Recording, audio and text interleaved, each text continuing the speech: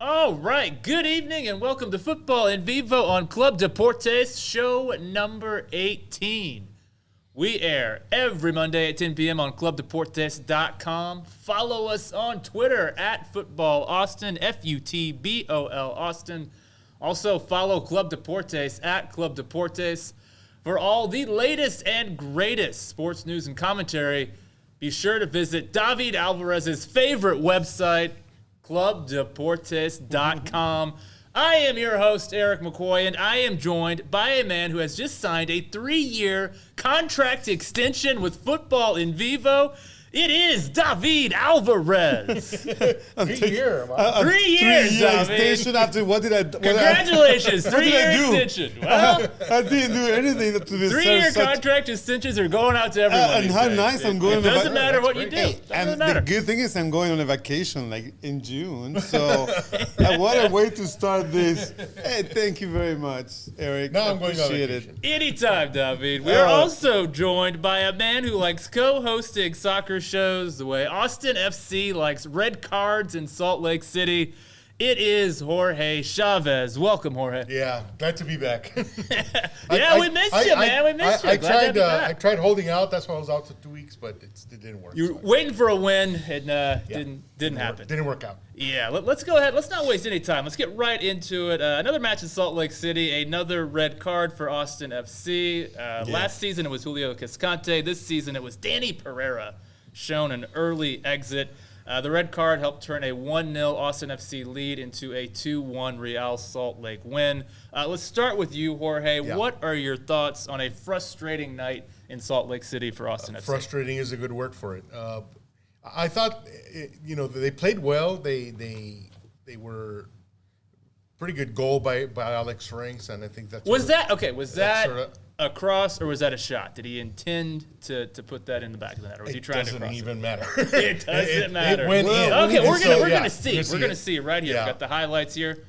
Because these highlights are very important. Yeah, Because do you see that Alex Ring? He does look at the goalie So you before think he does the shot. Before he yeah, takes the shot, he does look at the goalie. So that was, for me, that was a key. because you could see the goalkeeper kind of inching off his line there. yeah, and I think. But then this shot, but the thing is, the Real Salt Lake, look at that. That was a Tarbell's great been good, right? He Tarbell's did been well. I good. think he did well. Two, 3 saves, like clear saves, like oh my God, and also the bad. Okay, here is the is this a goal? And then Alex Ring just got it. He got it. Great Look run. At, Great and he look at run. the goal. But he makes the goal like a perfect number 9, like a natural number 9. That's But, all. yeah. He's calling it. Hey, I'm number 9. Yes, I'm He's- number he's 9. ringing I do somebody. believe because I cannot play defense at all. Because later on, Alex Ring, he was like he didn't have, all the hips that he got here, didn't have it later.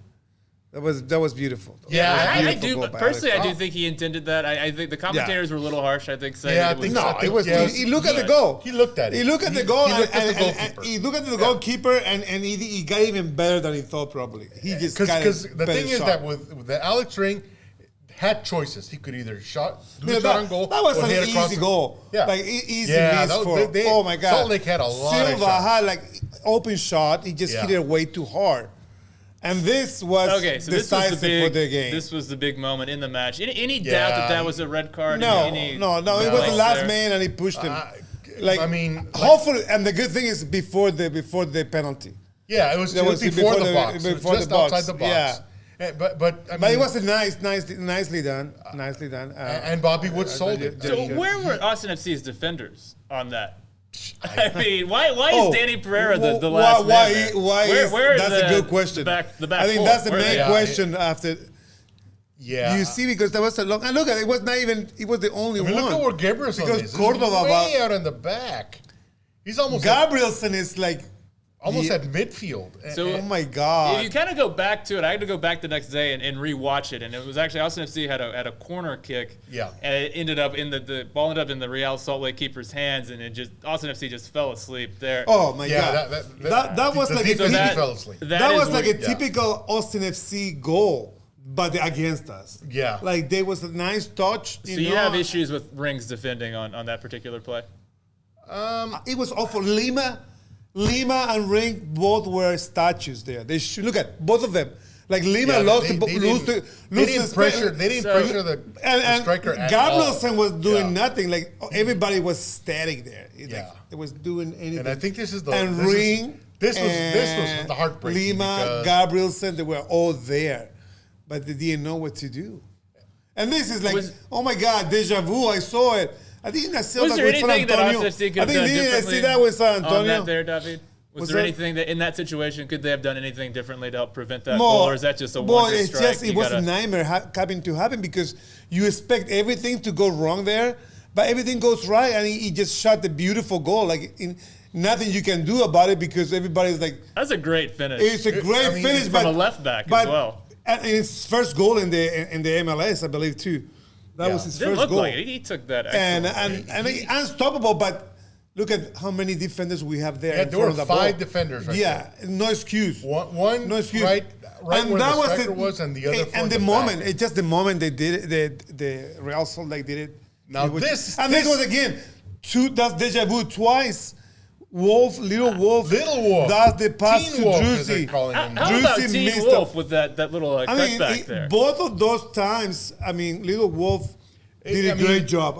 Come on, that was beautiful set up. Druzy did not finish both of those times, so we weren't clinical. Yeah. And Real Salt Lake had a couple more chances, more clear chances than we had.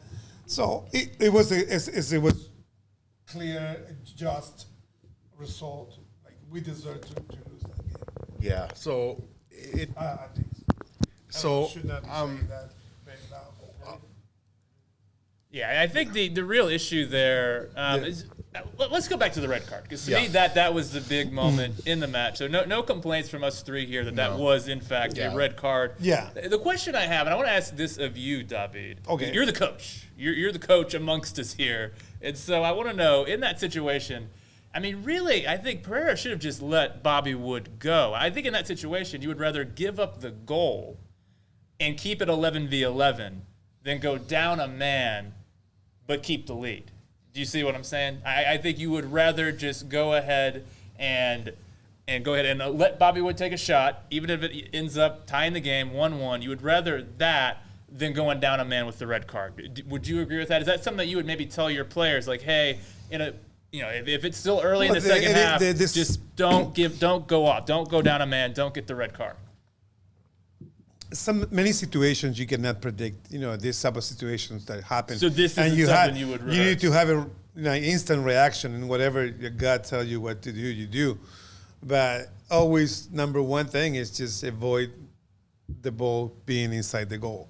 So you think he actually did the right thing by going for the shove? I don't have any problem. That was a perfect, good job. I disagree. I think you let him take the shot. Don't get a red card in that situation. You see, if it was the 70th minute, 80th minute, maybe if you believe, that's desperation. But that early in the second half, maybe it's a younger forward, but when it's Wood, a guy that you know is going to score.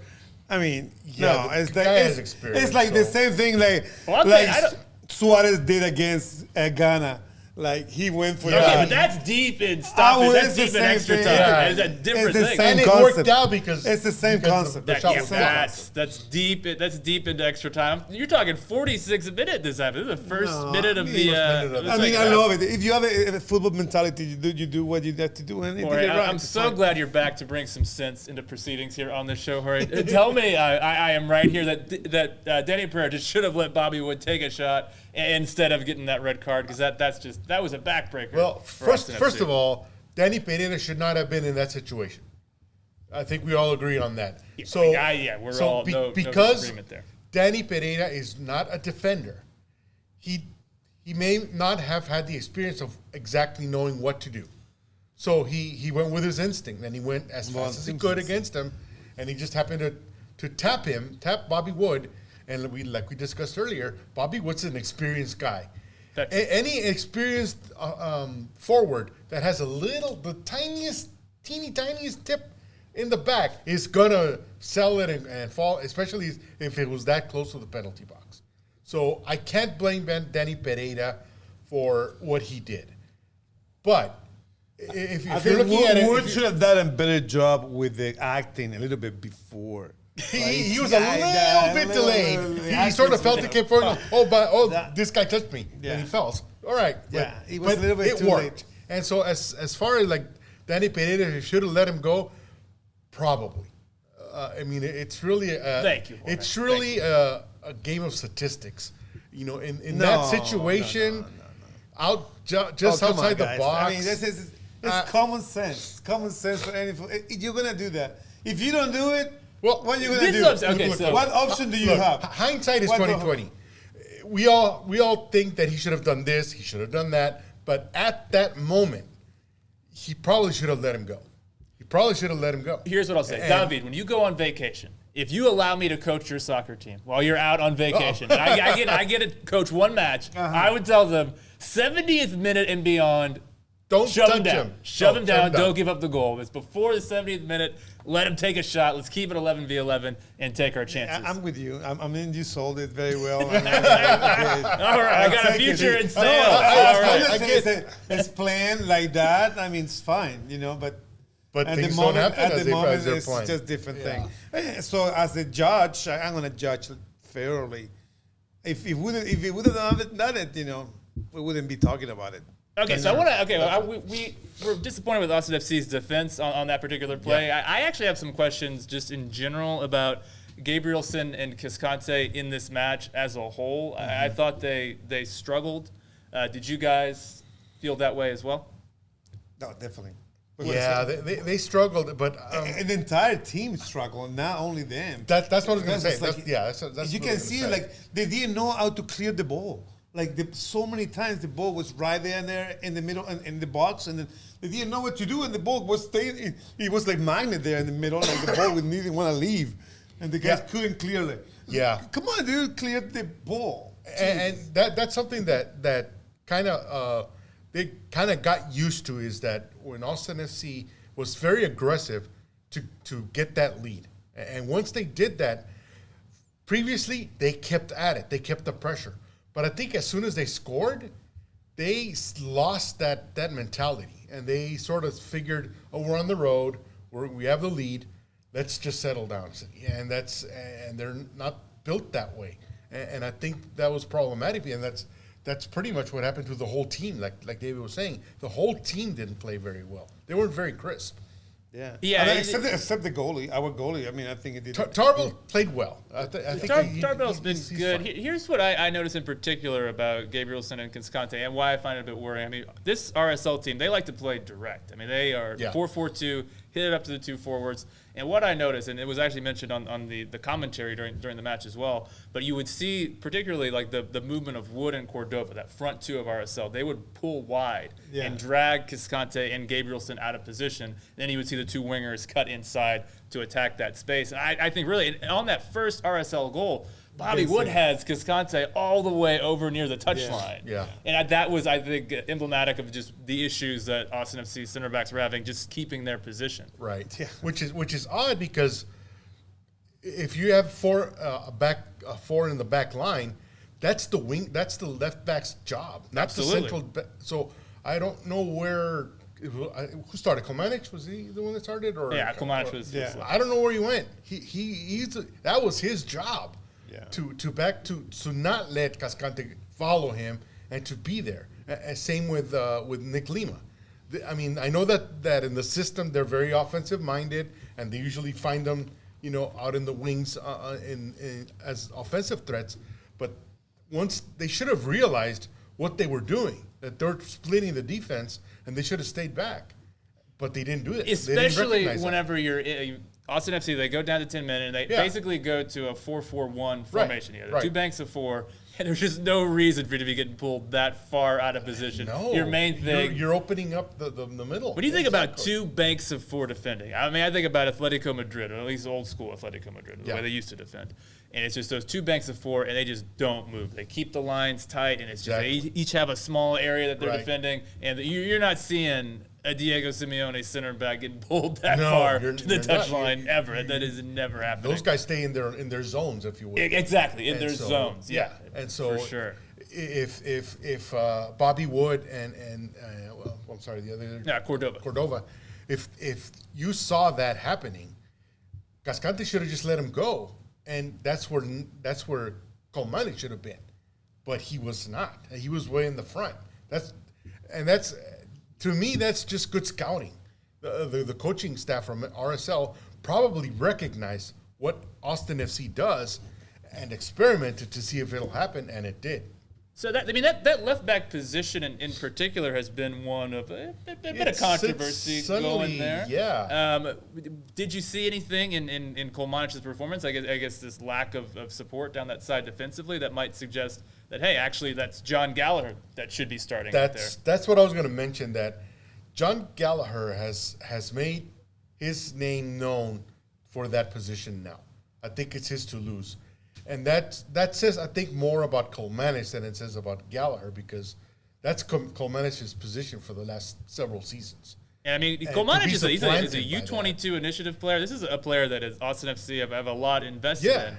It was a little disappointing to see him struggling. To be struggling and to be supplanted by John Gallagher. I mean, it's his first year. With all respect to John Gallagher, he's a really good player, but it's interesting to see why he was given that position. Was it to push Kolmanic more, or just Kolmanic has not performed well in practice? It's very interesting to see from moving forward what's going to happen with that position, because it looks like teams are getting exploited. I agree. I think it'll be very interesting to see what Austin FC do moving forward. David, do you have any thoughts on the left back situation for Austin FC? Well, I don't know. It's just destroying you. What's going on at left back right now? Take a drink of water, David. Relax. I mean, everything in the left, and then in the right, and the substitutions. The subs in the second half. I think it was just like deja vu again. The old. So that's when we talk about signing again for 3 years. I think it was something that. I was going to build to that. That was going to be kind of the main event for the Austin FC discussion.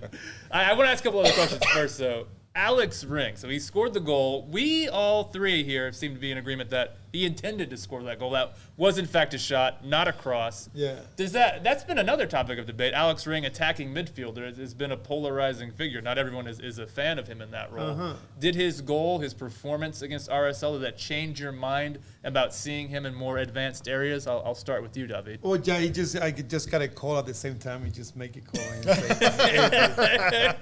you get it? Austin FC have the coolest goal celebrations between a Rudy and the bow and arrow, and then the snake, and now the phone call with Ring. I got your phone call, and I definitely, Alex Ring does not convince me in that position. Still as an attacking midfielder, and definitely we need him more back. We need somebody taking the leadership in the defense. We don't have it. We need him, and when he's there in the back, he's not performing. Like we saw it in the game. He scored a goal that may have not been intentional. But so now you're backtracking. We all said it was. We all agreed. Not been, but he looked at the goal, and once you look at the goal, there's no excuse, and that was beautiful. No excuse. That was the goal. Good angle and everything. Yeah. No, so if you haven't looked, let's talk about it. But in this case, he did a great job. But in the other goal against us, he was very responsible. Which is like let that goal happen. His hips movement, was not there. I need to take some dance lesson because he's like a statue over stone. There, man. Exactly. He was stone. And Lima too. And both of them need to take some down lesson. And Gabrielson. Everybody. Yeah, it was an off night. I think for most of the players. And overall, they happen every once in a while. Miguelito told us before, hey guys, we're talking all good about the game and how everybody's playing good, but look at all the games that we have ahead, right? And Orlando's so far, coming up. So good. AFC on Wednesday. Because we have not been able to show that we have a bench, right? We are not able to show. If we have a bench, yes, we can talk about it. But if we don't have a bench, we cannot have extension of 3 more years of benches. No. Foreshadowing. No, I love it. I'm going to tell Miguelito that you really agree with him now, because you were a little unsure of some of his opinions. Miguelito. You were a little unsure. I wasn't and now sure. you're on. You seem to be really on board with him. He was. I will have to let him know you really agree with I did his agree with him, and that because honestly, when we had to perform, we have not performed. Like all these games, Galaxy. He had a bit of a buzzkill when he was on our show, Miguelito. You and I were the Mr. Positive. We had all the positive energy, and he was kind of dour, bit of a curmudgeon. Yeah, and he but was. But now, you know him. Yeah, and it's true because like we have not showed like that strength that we needed, to move forward. It's like I don't know, this announcement is just like for me it's totally unexpected and uncalled for. Okay, I got a couple more questions and then we'll get into the big 3-year extension. It kind of has to do with Austin FC's bench and some players that might, I think, deserve a look as far as playing time is concerned. First, I want to talk about Maxi Urruti at striker. This was now 3 straight matches in a row where he has not scored. Austin FC have 2 matches coming up this week. Might we see Danny Hoson get a start, and is that something that you would like to see? Jorge, what do you think? No. Whoa. Because Urruti brings a lot to each Even game. with 2 matches in 1 week. Even with 2 matches. I think, but I'll say this. He needs to perform in the next 2 matches because he's an important guy, but center striker is an important position. Very important. And he's just not producing. Does that mean that Danny Hoson gets a shot at starting? No. Does he get a shot at playing? Yes.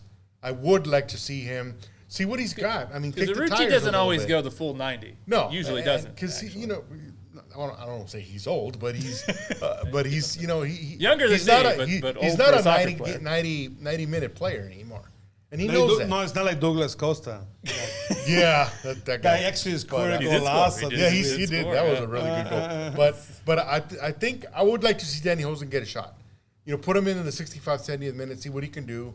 I don't know if he's that type of player that really comes in and does impact, or if they just give him a shot at starter, see what he does, and build up to it and see what happens. Did either of you guys notice in this match against RSL that Urruti was dropping a lot deeper than what he normally does? Did you guys pick up on that also? Because he was really, I actually looked at his touch map, but it did show what I thought I saw. He looked a little invisible at times, like he disappeared. Yeah.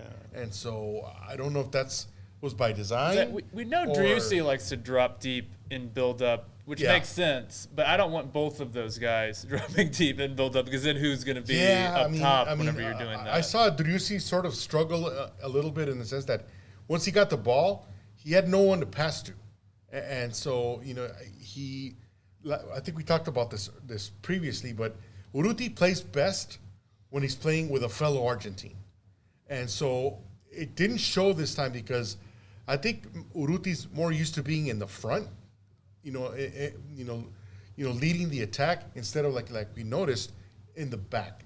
That's not where he's supposed to be. And so Driussi is expected him to be more forward, and he wasn't. I think his wandering was not. Seems like not there's some good confusion there with Ring kind of playing. Yeah, see what I mean about them? All of them being off, they were like positioned wrong. It was a weird game. I mean, that doesn't make sense because Driussi is like, wait, who is the forward midfielder over here? Who do I pass it to? And it's like. What's interesting is that I almost think that in the previous 2 matches, Urruti was more anonymous than he was in this match. I actually thought this match was him trying to drop deep and trying to get on the ball more. But again, you're the center forward, play central and play forward. that's where FC needs you. Kind of the name implies it. Yeah, exactly. And I've been very critical of Danny Hoson on the show pretty much since we've had a show. I've been critical of Danny Hoson, but I think from what I've seen of him, he really seems to understand the system well. Yeah. I have questions whether he has the ability to really excel in the system, but I think he pops up in the areas that you would want a striker to be popping up in this system. And so with 2 matches in 1 week, I think this is a perfect opportunity to give him a shot in one of these 2. David, what do you think? To Hoson? Hoson, Danny Hoson. No. Come on, man. Not even.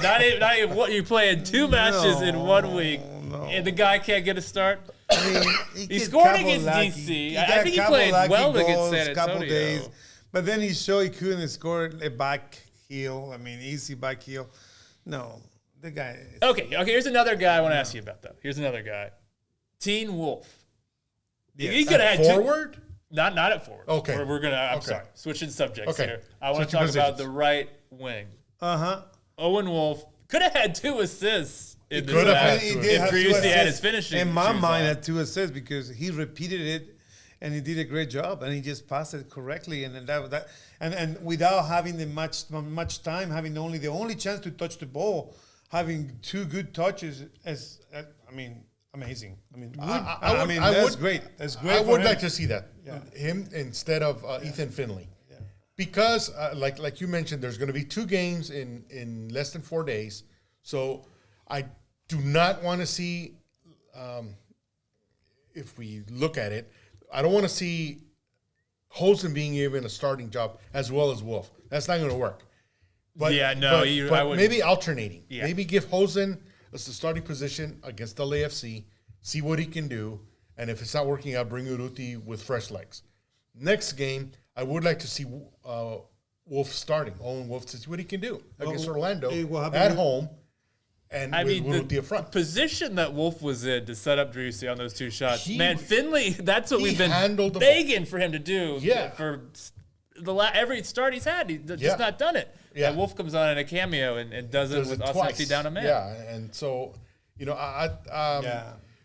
people have been because of nepotism and then he's had to overcome a lot of he's have to overcome a lot, but a lot of criticism, I guess. and from the fan base especially. Yeah. And because he got the position, just because he's his kid's son or whatever, but Wolfe's not the only coach staff in there. There's other evaluators, and so Claudio Reyna probably has a say in if signing him or not. Arnold, all the other guys. I think probably Probably we need to be worrying more about Cecilio. Is Cecilio available? okay. I think the latest Diplomatically, he's not going to be available because he's out of shape for the next couple of weeks. So I'd rather not talk about that because he's not available. Oh, We'll wait for the next 2 weeks. Then after that, I think it's an international break because 2 weeks. So that should be plenty of time. And then we'll see if he's still in the team. yeah, okay. Because we need all the help that we mentioned we last time. can, because and so especially in that area. Well, it says I would rather see Owen Wolfe get a start. I don't want anything to do with Cecilio right now. But Cecilio, but if you want to talk about it, Cecilio's position is on the left side. We're talking about the right side. Very good point. So Very good Owen Wolfe and Ethan Finley are the guys that are there, and so Fagundes has done the decent job where he's at. He hasn't scored any goals, but he scored 1 goal. But that's really that Fagundes is the key there. But he's the key, yeah. He and Driussi are the key. If those 2 guys are in sync, it doesn't even matter who's out there. We need to have everybody, we need to have Driussi, we have Fagundes, and Urruti. Yeah. Having some yerba mate there. It's a rival show you're talking about here. Yeah, we don't talk about other people shows. to tune into that. yerba mate. Keep it right here. Football and Vivo. Yeah. Okay, I got a segue for you, David. Who do you like more? Owen Wolfe as Austin FC's right wing or Josh Wolfe as Austin FC's head coach? No question about it.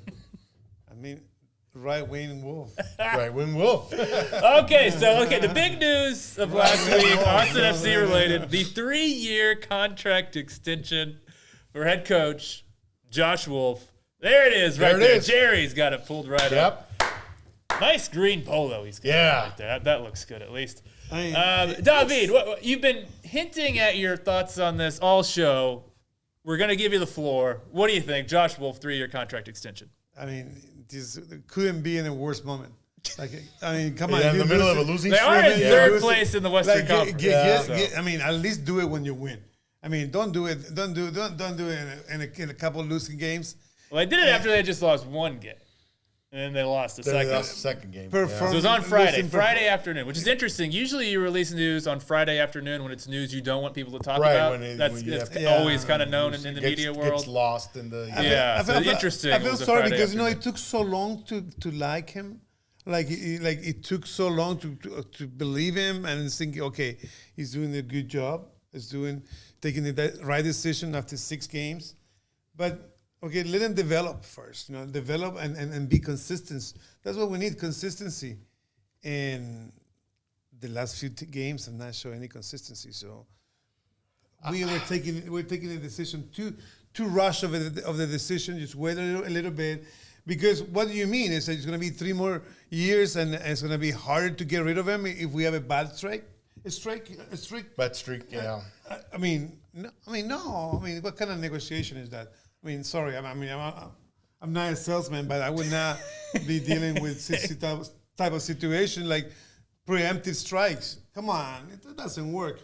You got to earn it on the field, earn it on the field, and then. Just that's because, I know now he's going to be because, okay, now I don't have to worry about it.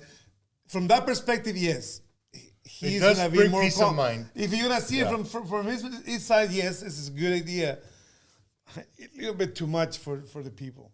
Like for the people that are supporting the team is too much. So for him, good.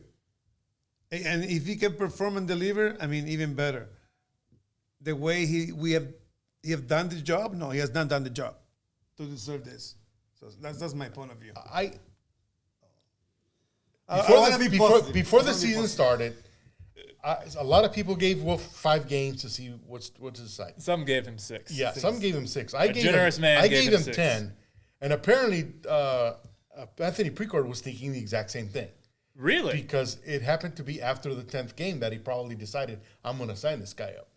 And after the 10th game, they were doing very well because this was before the loss to LA Galaxy. So, giving him that extension, they probably negotiated, money and all that kind of stuff. Yeah. But was it too soon? Yes. I would have waited until the 2/3 of the season, at least after the All-Star game, to see where they're at, because it happens. They could suddenly go on a free fall, and God forbid they go on a 10-game losing streak and end up being in 14th. It's like it's smelling like it, because it can happen. I hope it doesn't smell like I hope it doesn't, but Miguelito talked about it last week. This month is going to be very critical to the type of season that Austin FC is going to have, because they're not going to play the lower teams anymore. They're going to play LAFC. They're going to play the Galaxies. And Orlando City are second in the East right now. Orlando City is going to be the hot team. And on and on and on. So if suddenly they go on a 4-game losing streak, 6-game losing streak, if they lose the next 4 games, I want to be devil's advocate, because that's really when you need to decide. Yes. In the middle of the season, in the All-Star game, to see where you're at. Not now. Would a Precourt have built more comfortable? The ownership group after 10 games being 6-1-3, I guess it was. Great. But to pull the trigger, what's the harm in waiting a couple more weeks? I think ultimately that's where I stand as well. Yeah. It's just odd. It felt odd. I don't know. Did you have to do it? Why? I don't really understand why you would. Last season was not good. No. Now you're about to hit a relative, looks like a pretty tough patch. Pretty tough patch, yeah. Tough patch right here. I just don't really understand it. I will say this. Austin FC's struggles right now, I don't think have anything to do with Josh Wolfe. I like his philosophy. So. I like the way the team is playing when they're at their best. And it looks like the players are finally buying into what Josh Wolfe is selling, which is very, very important. Absolutely. The team seems together. They seem on board. I think the issues are the bench. Depth, exactly. The bench and a lack of just real star power up top aside from Driussi. I think that's the issue. And let's be honest. The Cecilio situation has no doubt affected that locker room. For sure. Because he was a very popular guy in the locker room, from what I hear. And now that he's not, he's there, but not there, it's so many it's factors. An awkward situation for the players. And I can't imagine, guys, especially guys like Stuver and like Fagundes, guys that are really close with the supporters and the community. And we know what the supporters think about it. It just has to be Stuver really and Fagundes and to some extent Martin as well, Martins, and and starting to a little bit Urruti, they know the beat of the fan base.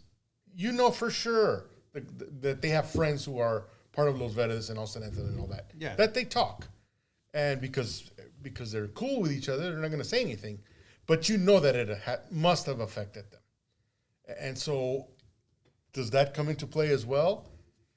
If it does, I mean, kudos to them that they've been even because they did not play badly on Saturday. They played well. It's just a couple of mental lapses and a heck of a shot in the 88th minute by RSL. Otherwise, it would have been. I mean, Pereira's card. I mean, things happen in the game, and that's fine. Like, yes. But the focus that they've been able, despite that distraction, I'm pretty impressed that they haven't not fallen apart.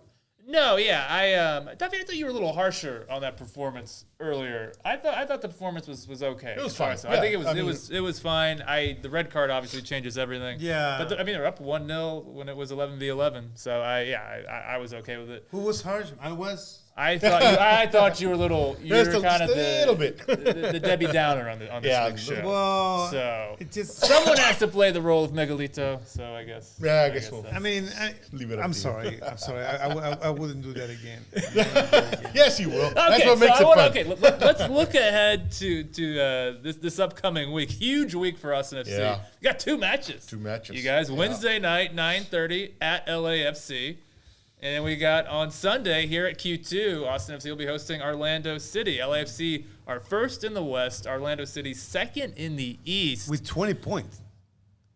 I believe it's 2-point difference. We got 2-point difference. I believe so, yeah. Austin has 22 points, yeah. Yeah. So what do you, okay, so the week ahead, what would represent a good week in terms of points for Austin FC from these two matches? Like how many points would represent a good week, David? What do you think?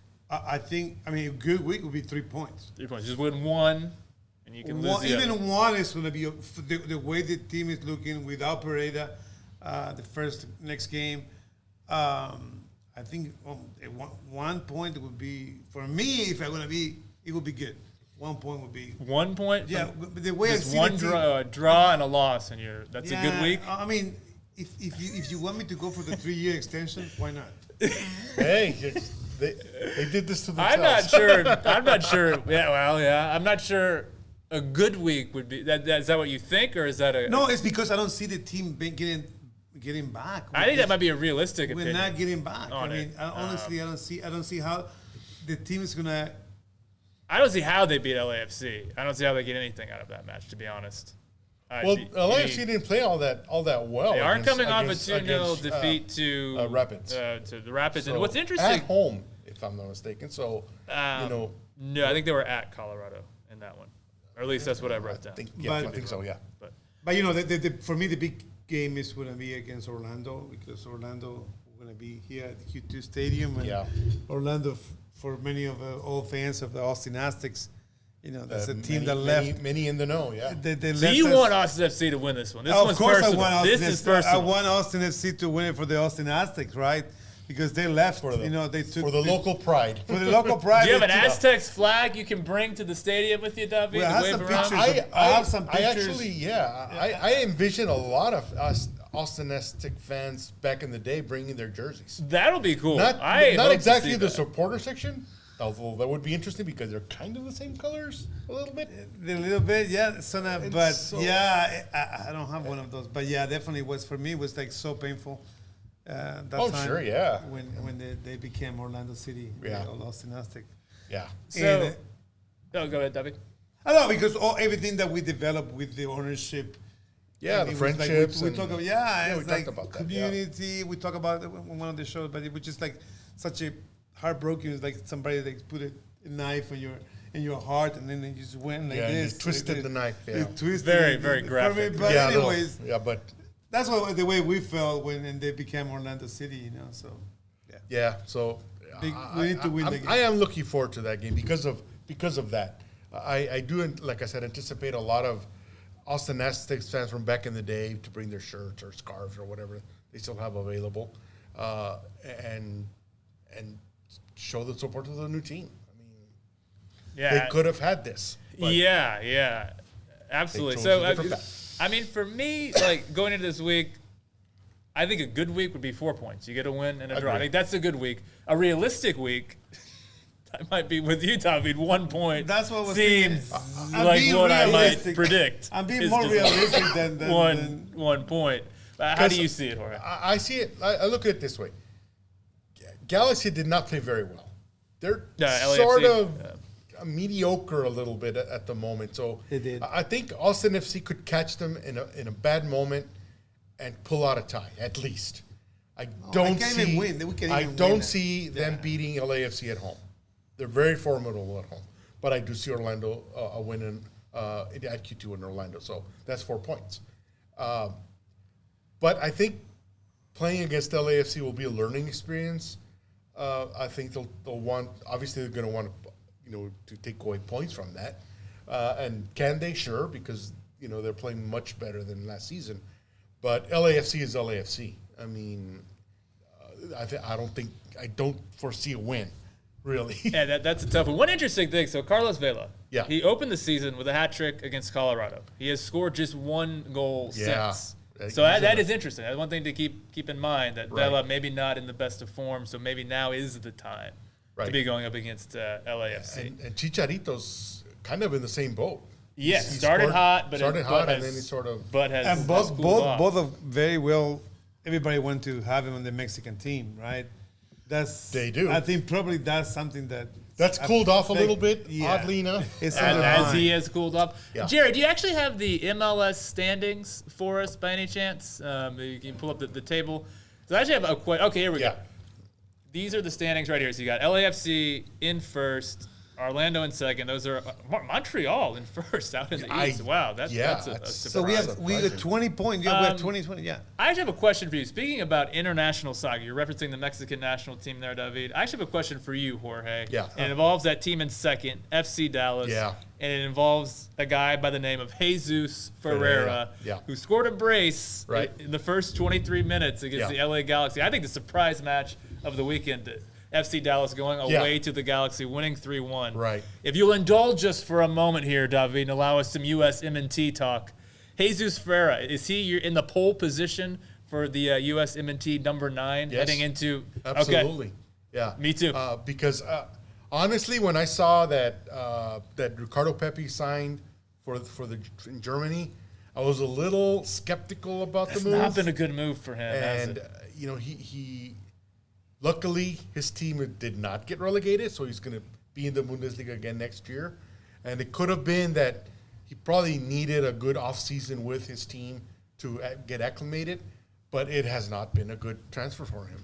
He's lost form there, which translates to lost form in the U.S. men's national team. So he ever since he bolted into the scene, here at Q2 actually when he scored those 2 goals, he's not done Pulled off. well. He hasn't. And so, Ferreira has definitely supplanted him. Yeah. Because he's in form. They're not exactly the same type of player. No. But I really do like Jesus Ferreira. He's really, really good.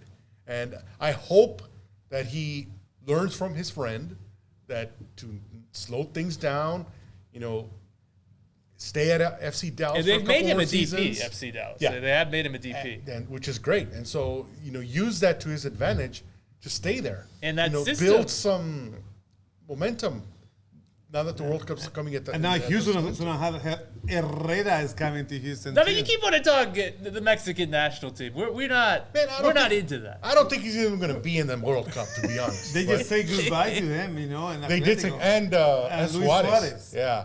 A lot of goodbyes. Dybala too. Holland. Yes, as he's about to There's depart a lot of departures. for Man City. But Anyways. yeah, just a But, couple yeah. final thoughts on Jesus Ferreira. Yeah, I mean, that FC Dallas system, too, under Nico Estevez, I mean, it is very similar to Berhalter's Right, system. Estevez yeah. from that same U.S. Yeah. soccer Same- coaching same tree. branch tree, Yeah, exactly. So, yeah, and I think Ferreira, initially he received criticism as being more of like a number 10 facilitator type of forward. I think that has changed. He's 9 goals through 11 matches. Right. So, And one thing that's maybe not mentioned as much is who he plays with, Paul Areola. yes. I've always yes, liked, who I've scored always this liked him weekend as a as well. player. Yes. And him playing next to you could even see Paul Areola as a mentor for Ferreira. And people are starting to go to the games for Dallas. Which is They're great. starting to show up, aren't they? Yeah. This is great. Yeah, you see and more Houston, to people be come. honest. I mean, They've been, I think a lot of people But, expected I more gotta from tell Houston. you- But hey, they're in 5th place. Yeah. They're So, doing you know, yeah, what's the name of the town where Dallas is?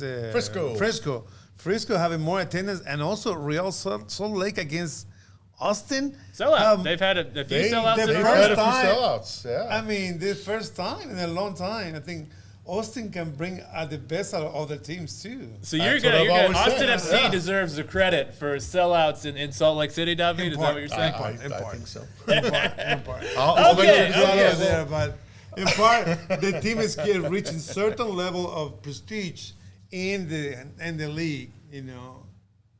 And with You that, never know. why not give the coach a 3-year Yeah, extension? we need Yeah, to play sure. with it. We need to play. Why not? Hey, Why not? Let's do the Mourinho now and then get the games very heated before. The Oh, games, you know, and stuff like that. Yeah. Okay, so any final thoughts, Austin FC, MLS, from you guys? Anything else you'd like to say before we move on here? I think what I do want to mention is kind of a little bit off topic, but it was announced this week that MLS is allowing reporters into the locker rooms now. Yes. So you and I, and you if you want, will have access to the players. And, you know, something that I have no experience with. But from some You got it, David? You got it. I can talk to you. I can criticize you in front of your face. But it's going to be an interesting dynamic because Who do you want to talk to most? Which player do you most want to talk to? Well, I want to talk to Drusy, of course. I think everybody wants to talk to Drusy, yeah. I mean, you could just give him some yerba mate and talk to those guys. Oh yeah, it's great. I mean, just look at the So you want to vibe be they have. buddy, hang out, just drink some latte. But I watched some interviews with some of the players with Pereira, which I did not like the interview at all because you couldn't really hear Pereira talking. You know, you want to hear the players talking about something important. So your strategy is to listen. Yeah, you we need to talk to everybody, but ask the right questions But at the right moment. Right, but I think because of that, it'll bring a lot more insight into the players because from what I understand, this doesn't happen anywhere else in the world. It's more of an American sports environment where people are in basketball This and is football. not America. This is not America. Not only A America. United Station. North America, South North- America, yeah. Central America. Right. So it'll be an interesting dynamic. Gambino, Mr. Gambino. This is not America. No, this is Pop culture and soccer all in one, right? Yeah, For there you David go. Alvarez. Yeah. Okay, so let's go ahead. I've been trying to delay this discussion as long as possible. Let's talk a little FA Cup final, shall we? You guys want to talk FA Cup final? David, you're going to have to be the one that delivers the superlatives for the FA Cup winners, Liverpool, because I don't really want to say anything nice about them, personally. I tried all day to see if there it is. was Liverpool 0-0. win It was 5-6 on penalties. 5-6 on penalty. I mean, you got to get to the penalty, and who missed for Chelsea? Yeah, you had Azpilicueta missed his Azpilicueta penalty, missed his and then Sadio Mane with the chance to win it goes up against Mendy, his country mate, international teammate, and Mendy saves it. But then Mason Mount misses for Chelsea, and Tsimikas wins it for Liverpool. And so if you don't win in penalties, it's not a lottery. How they say. Okay, so here's what I want to ask you. lottery. Okay, actually, I have a question for you. This is perfect. Excellent segue for me right there, David. Yeah. Okay, so this is twice now that Liverpool. God, Jerry, what are you doing to me, man? Could you take that off? You're killing me with these images man. here. So the question I have for you. So this is 2 finals this season that Liverpool have beaten Chelsea on penalties, and so a penalty shootout. How much of it is luck, and how much of it is skill, David? 100% skill. 100%. 100%. No luck at all skill. No, but it's not a lottery. It's not a lottery. Yes, you need to make sure you put the ball where. And how much of it is just physical technique, and how much of it is mental? Oh strength? yeah, that's. I mean, it's everything. It's a mental. That's what you need the most, right?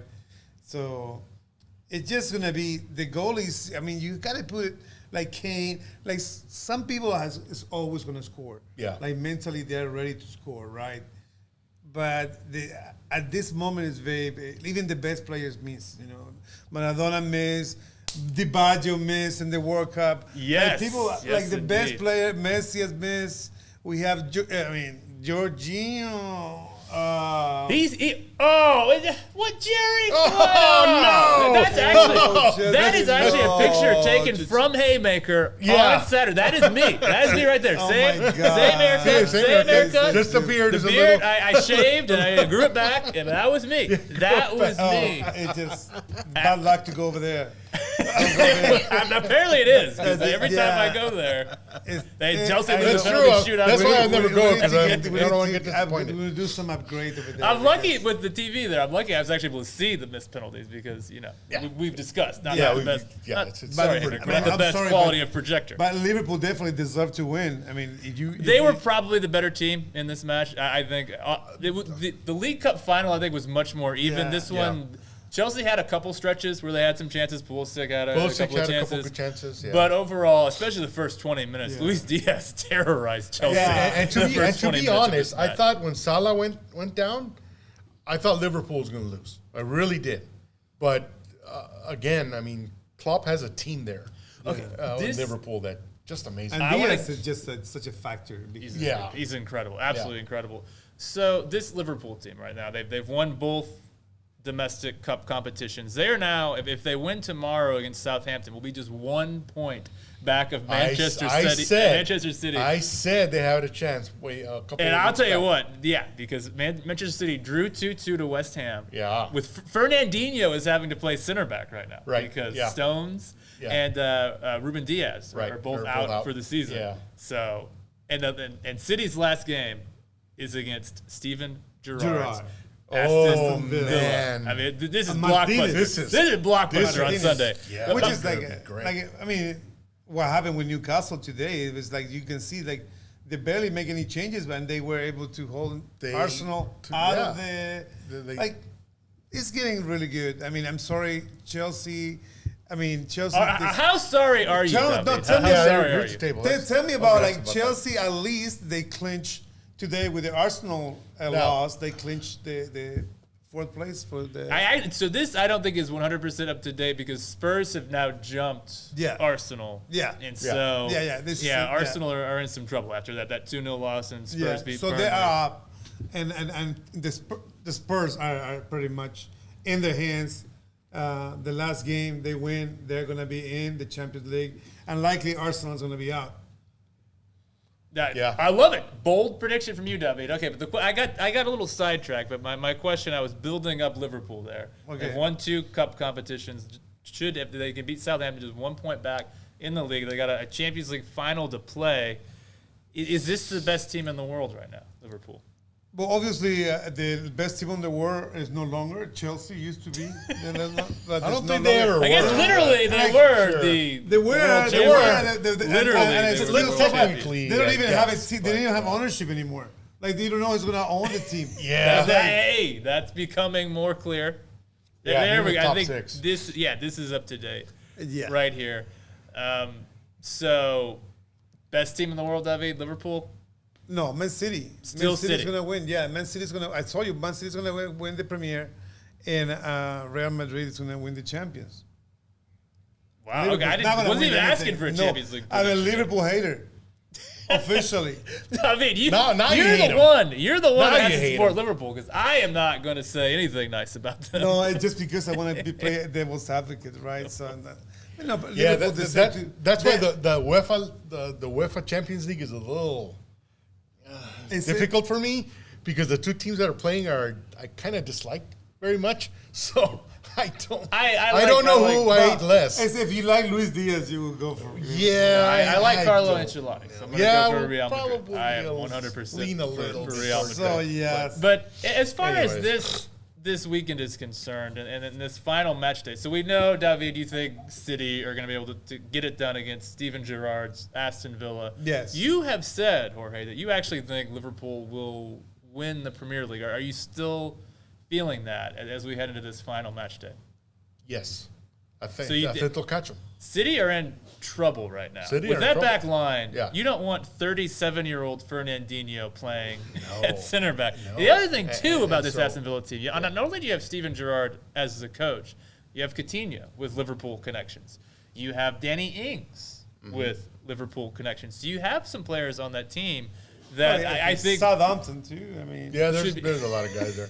But that is true. But I think you have some players on this Aston Villa team that should feel motivated to perhaps try and help their former I mean, club out. definitely everybody wants to be motivated to play against the best team in the world, right? Why not? yeah, What other motivation do you need? I mean, that's it. But I mean, are you worried though about the situation with City's defense, David? no, not really. I mean, And Kyle Walker might not. I have to worry. It's You gotta be unlikely or- worried about it by what you're gonna do. I mean, you can play. I mean, Jesus can play as deep as he can. Can he play center back? Because that is yeah, really I mean, he the can area play- of Jesus need. play everywhere.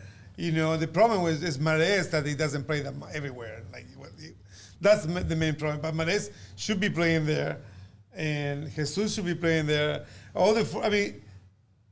The only thing about City, they have to worry not to get the ball close to the back, because that's the most dangerous place for the ball to be.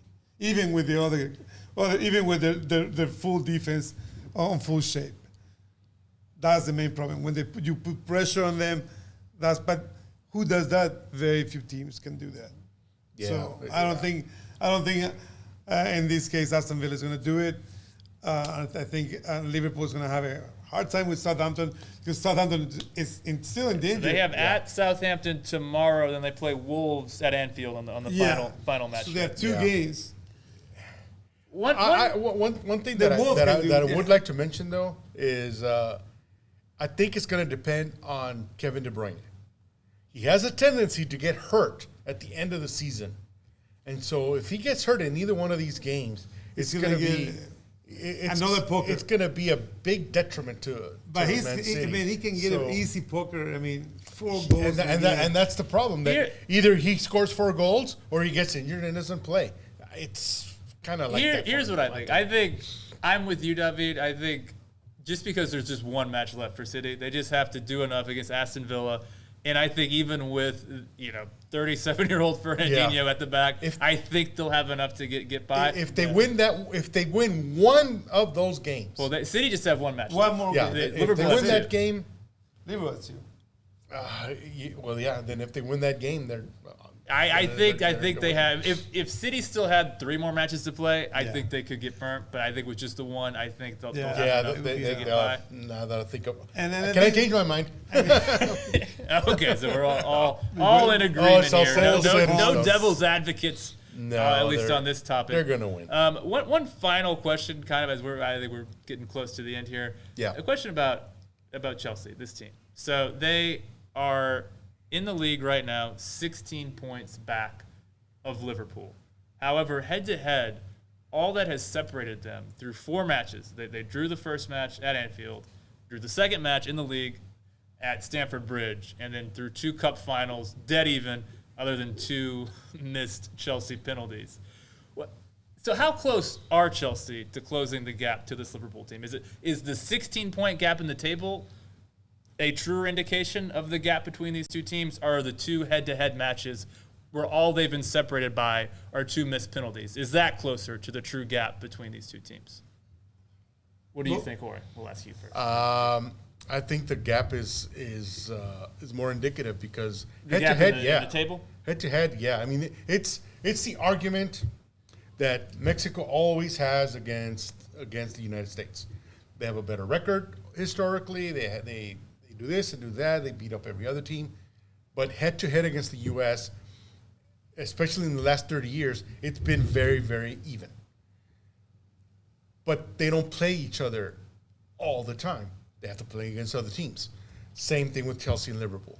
They play the same exact teams in the Premier League, and Liverpool has dominated them much more than Chelsea does. So, is head to head, that'd be great if they play each other 34 times. They'll probably play 17 ties, and 9 and 8 wins. So, but they don't. They play against other teams, and I would be dead from stress. If that'd be good. Good Lord! But so I do think Chelsea is has a lot to catch up to. Lukaku was a disappointment. I really thought he was going to make a big difference, and he did not. But the one team that we really need to discuss is Man City, because obviously they're the better team. They've been a good team for the last few years.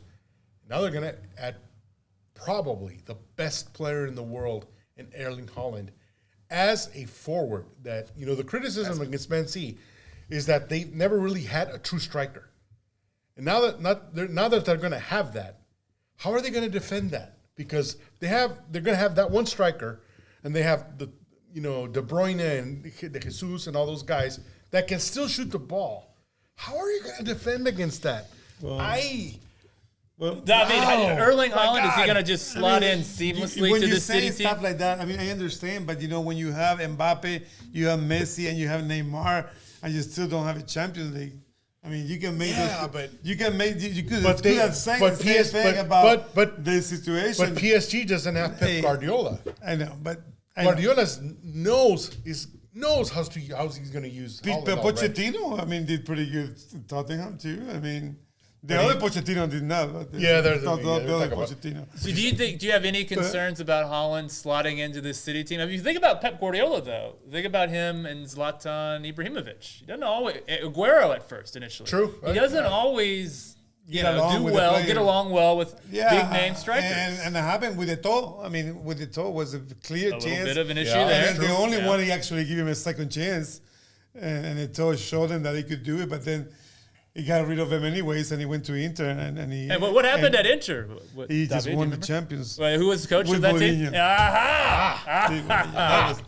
But anyways, talking about the gap between Chelsea and Liverpool, definitely the gap is there because there's one.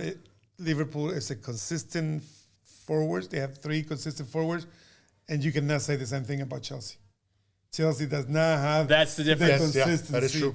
Of forwards that you can see with Luis Diaz, with Sadio Mane, with Mohamed Salah, and then also because of the problems with the sale of the ownership, they weren't able to sign anybody, and they still have defenders are leaving Chelsea at a very rapid rate. Yeah, everybody's leaving Chelsea, so the gap's gonna be even wider, I think, next season. But it did show that they're very close in the head-to-head games because both coaches know each other. Both German teams from the same generation, pretty much. So it's a tough game between them. But other than that, no.